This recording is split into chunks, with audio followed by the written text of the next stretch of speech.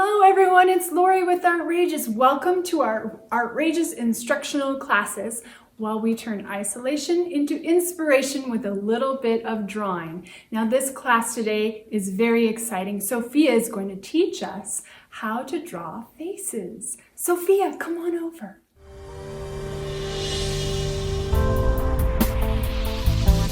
Hello, welcome to today's drawing class. We are going to look at the proportions of portraiture so that you can understand how to draw a realistic face with just some really basic guidelines, and you get to learn how our face just comes down to math, really.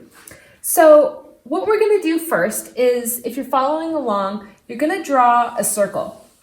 And for sake of simplicity, you can just trace a circle, always the easiest. And then you're going to need a ruler for sure. And the first thing you will do is draw a horizontal line coming out from the top and the bottom of the circle. And we're just going to use that to mark our guidelines over here.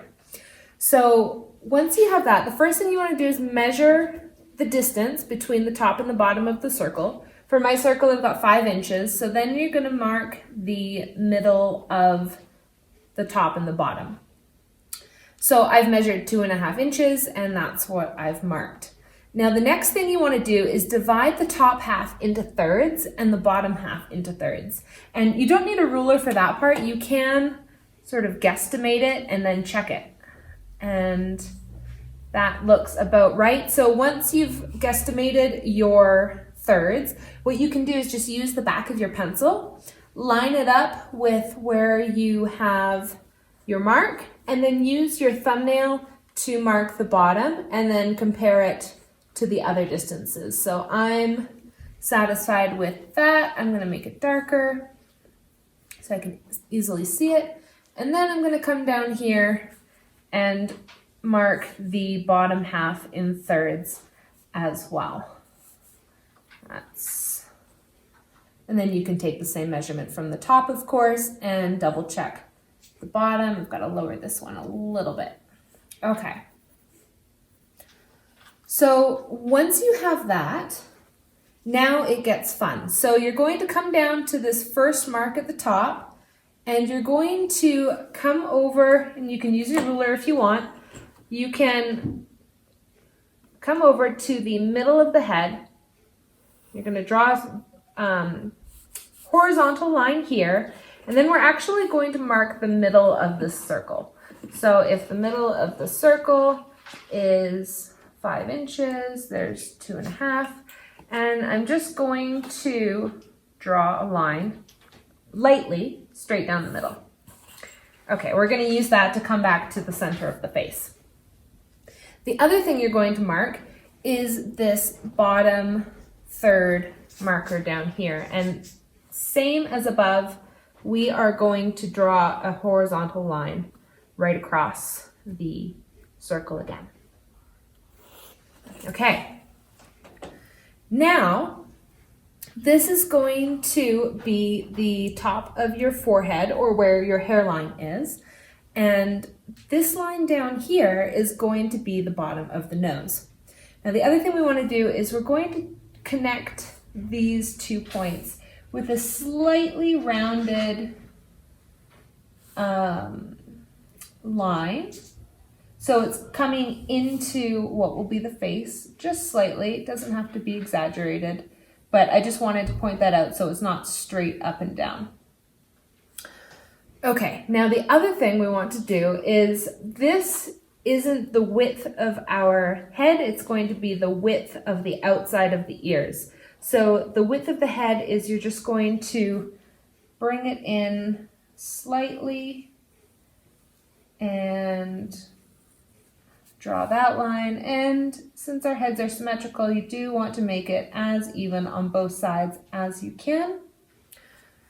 So after you've connected these 2 points, we are going to add a line down here and establish where the chin is. So what we're going to do is take the distance we've established for the thirds over here and add that same distance below the circle. So I'm just going to remeasure this, mark it, double check it. Okay, great. Now you can use your ruler. You don't need to draw a line, but what we really want to do, like you don't need to draw a line all the way across. You just want to draw a line for the bottom middle of the chin. So that's going to be about there. Now the chin can be a little bit flat. We're going to round it as we come up. Now to join the bottom of the chin with the rest of the head, we're going to come back to these points here. And that's going to be where your jaw comes down from. And we're going to bring it in at an angle slightly, and then round the jawline to line up with the chin. And then same on the other side. I'm gonna come in a little bit and then round it to meet the chin on the other side, like that. And I'm going to erase this marker here so it's not quite as visible. And I'm going to smooth out this chin. Okay, so now we actually have the whole head from top to bottom. Now once we've done this, we're going to divide the from the hairline here to the bottom of the chin into thirds. Now, how we do that is from the chin to this line here that we've drawn in line with the first marker here is going to be a third. And we're going to come up to here and here. And let me just double check it. So this is going to be the bottom of the nose, and then 1/3 up is going to be where the eyebrows sit. And so this is your brow ridge here, and then the other third is up here at the hairline. Now the other thing we want to establish is the center point of the bottom of the chin and the very top of the head. So that looks to be about there. I'm gonna double check it. So you see my pencil comes in very handy as a ruler. You don't need to measure it perfectly, or if you prefer, you can simply measure the top to bottom and of course divide it by 2. Okay, so now we have the correct mark for the center of the head, and that's going to be where our eyes go. People have a tendency to draw the eyes too high on the head, so establishing that 50% mark is really useful. Okay, so once you've established the 50% mark for the eyes, we're going to mark where the eyes will go. And the eyes are about 1/5 of the width of the head. So what that means is you can fit 5 eyes in the total width. And the other interesting thing is that the width of your eye from corner to corner is the same distance as between the eyes for most people. You can have closer set eyes or wider set eyes, but the general rule is that they are equal in distance from each other to the width of the head here. Okay, so I've got those points lined up. I'm satisfied with that. And then I'm going to connect the points with what would be the crease of the eye. So I've got slightly angled ovals here, or the tops of the oval. Anyway, and I'm just going to leave that for now. So the next thing I want to point out is now that we've established the distance between the eyes, that's going to be the same distance as the width of the nose from the edge of the nostril to the edge of the nostril. So I'm going to come straight down from the eyes and mark that. Now, to decide where the mouth goes, first we want to draw in the pupil and the iris of the eye. So I'm going to put the pupil right in, or the black area, right in the middle of the eye. And the iris, where it starts, is again in thirds. So 1/3 over from the inside crease of this eye is where the iris will start. It will end 2/3 over, and the corner of the eye will be another third after that. Now, the reason we're drawing in the iris, and this is just looking straight forward, of course, is that the edge of the mouth is going to come straight down from the inside of the iris.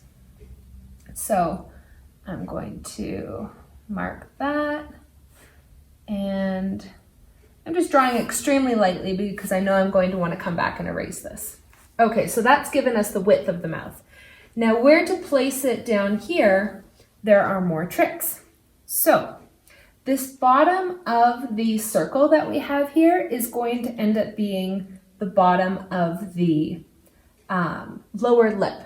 And what that is 50% between the bottom of the nose and the chin. So that's going to be the bottom lip. Now for the top of the lip, we want to divide between the bottom of the chin, or bottom of the nose and the chin in thirds. So I'm going to roughly mark in what looks like thirds. I'm going to double check it again with the back of my pencil. And I have to bring it down a bit. And I'm just drawing lightly, so again, you can always come back and erase. There we go. So now that you have these thirds, this top portion is going to be the top of the upper lip. And remember, this is the bottom of the bottom lip, and we have the width from where the iris sits in the eye. So now you can connect them. You can draw a little V coming out from the top and connect it like so. And then the bottom lip is typically bigger than the top lip. So when you're dividing the crease between the lips, favor the top lip slightly. But again, just looking at your model if you're drawing from a picture or from real life. And if you're making it up, as we are now, just keeping that in mind. Okay, there we go. Now this other third that we've marked below the lip is going to be that shaded crease under the lip, or the cast shadow under the lip, before the chin protrudes back forward into the light. Okay, so now that we have the mouth, nose, and eyes in place, we can draw in the nose here. So the nostrils will sit on that line, and then nose dips up, around, and we can draw in the crease there. And I'm just going to leave it as simple as that for now. Now we've got the eyebrows, which sit above the eyes, and if we were to have a skull, which I have an example of course, just want to point out that if this is the eye socket, the eyebrows are going to sit on what's called the brow ridge above this eye socket. So we're going to mimic that on our drawing. So the eyebrows will come in slightly closer together on most people, unless, you will see some people where their eyebrows start further apart, but slightly closer together than the inside of the eyes. And they're going to be quite a bit wider than the eyes because they're coming around that eye socket. And then going to come up and then slant down as you move out. And we're going to do the same thing on the other side. So if you think about it, I'm drawing the same angle coming out from the corner of the eye to the corner of each eyebrow. I'm just going to outline them for now. Okay, now we're getting to the ears. And the bottom of the ears line up with the bottom of the nose. So we can use the same line that we have established where the jaw is coming out from the circle, and that's going to be the bottom. And the top of the ears line up on the same line as the eyebrows. So I'm going to draw the tops here. Now I'm coming in from where we made this circle a little bit narrower to the width of the circle. And I'm going to connect that. Here we go. And same thing over here. So coming up to the width of the circle and then joining that. There. Okay, it's looking more like a head. Now we want to add the hair. So the hair is going to start about here, and it's usually scooping there, and then it comes down at an angle on both sides to meet the temple, and then it comes down a bit more than the eye. So I'm going to bring that down. So wherever you have the outer corner of your eye, you just want to bring the hair a little bit lower than that. And then it's going to come up and cover a portion or the entire ear, depending on the model you're working from. Okay, and next we are going to draw the neck. So where the neck aligns with the head is from the outside distance of the eyes. So we're coming straight down from that and adding the neck. The width of the neck is one of many, but one of the most regularly photoshopped things on magazines and models. They give models a narrower neck. If you're looking at fashion drawings, this is much thinner and elongated more than a natural head would have it. Okay, so now you've completed your basic head layout. Most people want to draw a little bit more freehand than this. They might not have a ruler. They might just want to work faster than drawing the circle and then figuring out all of the math for this. So I'm going to show you the fast version of how to figure out proportions.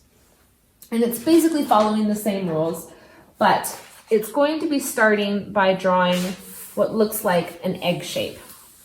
And the chin is, of course, narrower than the top of the head. So you're drawing kind of an upside down egg. And once you have that, you're just going to draw a line straight down the middle and straight across the middle. And then you're going to come down a little bit from the top and just establish where the hairline is for yourself. And once you have that, you're going to divide the top and the bottom into thirds like we did previously. So just as a reminder, this becomes the brow ridge, or where the eyebrows line up with, and this will become the bottom of the nose. So just to show you really quickly how fast you can develop this drawing. Okay, and just use that. And then you're deciding the distance of the eyes as being 1/5 of the page. And we're gonna come in here, draw the top of the eyes, and that will tell us the width of the nose.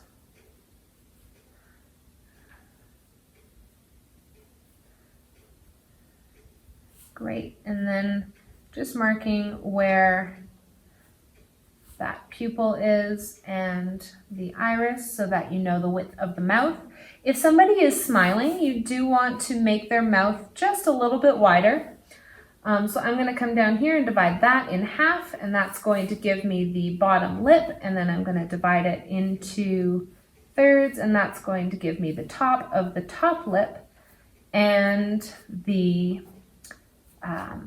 bottom of that cast shadow underneath that bottom lip.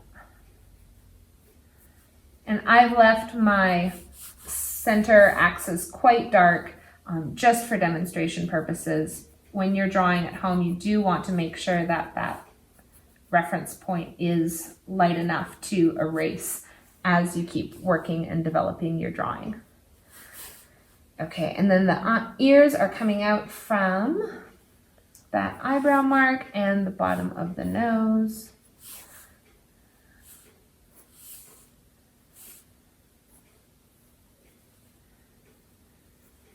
And we have a little crease there. And then you're going to add in the hair. Okay, scooping that, and remember it's coming down slightly lower than the eye. And there you have it. And then you can add the neck. Of course, the neck's going to change if somebody's hair is blocking the view of the neck. So maybe you have a bunch of hair and it's going to cover up part of the ear and part of the neck. So don't expect yourself to get this right away. It does take practice, but you can draw smaller shaped heads so that you can draw many on a page and just keep practicing that division of dividing the head into thirds and finding that center point for your eyes. And of course, the center point down the middle really does help line up not only the eyes and the eyebrows, but the tip of the nose and the lips. And when you come up here and draw the hair, of course, it is sitting on top of the head. So you do want to bring that hair just a little bit higher once you get into those sorts of details. And then you can come back in and reshape the jaw and cheekbone as you need to based on the person you are drawing. Okay, so that is it for basic proportions of the head. I hope that you have fun drawing and enjoyed this and keep on practicing. Till next time.